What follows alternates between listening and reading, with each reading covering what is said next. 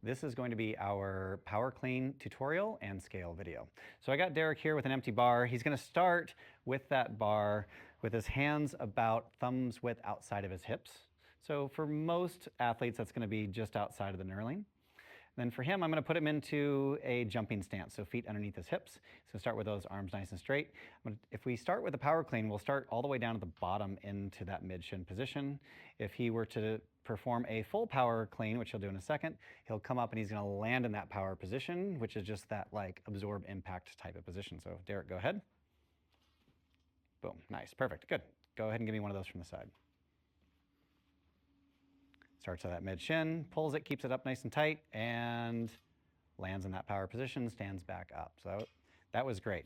Now, this is a great exercise for power development and to use that strength that they've been developing quickly. It's very athletic, all those good things. However, it's a lot of moving parts sometimes for our beginner and intermediate athletes. So a lot of times what we'll do is we'll take out that whole lower component below the knees, and we'll start them in either a low hang position, or if the athlete is a lot more novice, we might even start them up in that like high hang position. So if I start Derek just above the knees, from here, Derek, I'm gonna have you do this in slow motion. What we really want to be able to emphasize is keeping that bar close.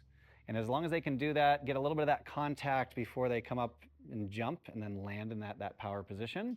But if that athlete is going from here and just skipping all that body contact and getting that bar too far away, we might start in that high hang position. So let's do one more at full speed from that low hang, so just above the knees, Derek, and go. Good, so he's able to scoop it and keep it close. Good, give it one more from the side. So this will be that low hang, that. Good, very good. Okay, this time, actually stay profile for me.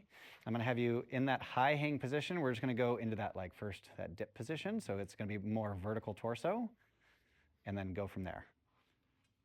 Nice, good, one more time. So we can work on that triple extension, that shrug, trying to coordinate all that movement, trying to get that bar to float, and then he can drop underneath it. So that's all the skills that we're looking for.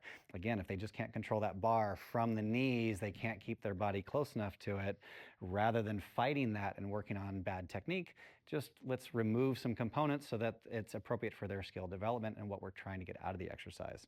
Now, if the barbell is just too many moving parts, a lot of times we just can take this down and say like, hey, that's, maybe this isn't the right movement for you. Maybe it's just too complex. It's just too much of a static object. Maybe they have some wrist limitations or front rack limitations, and they just can't receive that bar very well, and the whole thing's just not a very good fit. We don't want that to get in the way of either a skill progression or even a training progression that we would want. So what we can do is we can move to dumbbells. So for a dumbbell, we're gonna go through like a hang power clean for the dumbbell. So Derek's gonna start with those dumbbells down by his side, and then very quickly he'll stand up, he'll shrug, and he's gonna receive in that same power position. Go ahead, Derek. Nice, so he still learns how to be quick and explosion, getting that triple extension, and then dropping under and receiving. Give me one more. And go. Good, nice, do it from the profile. Nice. So we can still work on all those components, but there's just so much less going on that maybe we can still work on that triple extension, that power, that strength expressed quickly, but we can do it in a way that's maybe a little bit more manageable for the athlete and their skill development. Last option would be to go ahead and try this with a medicine ball. So now, medicine ball is nice. Granted, they only get to be so heavy, so sometimes this isn't a very heavy stimulus, but we're going to try to teach them the movement by having some sort of an external object to manipulate. So typically we'll start this down on the ground, and he's going to be effectively in that same kind of clean stance. His hips are going to be lower than like a traditional deadlift or anything like that, but those arms are going to be straight. Derek, give me a nice med ball clean. Good. Great. What we're going to work on is we're going to work on trying to get all the way up, and it's totally okay to land in that power position. Okay, give me one more.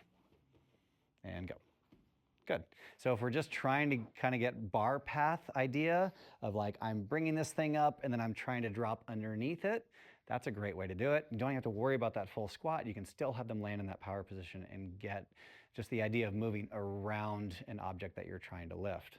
But now, if that's also too much, you can kind of do that same thing from that higher hang position above the knees, because all we're trying to do is just get them to coordinate something, make an object move, and kind of levitate for just a second so he can drop underneath it. These are all skill progressions that could be really helpful when addressing and scaling for a more beginner or intermediate athlete.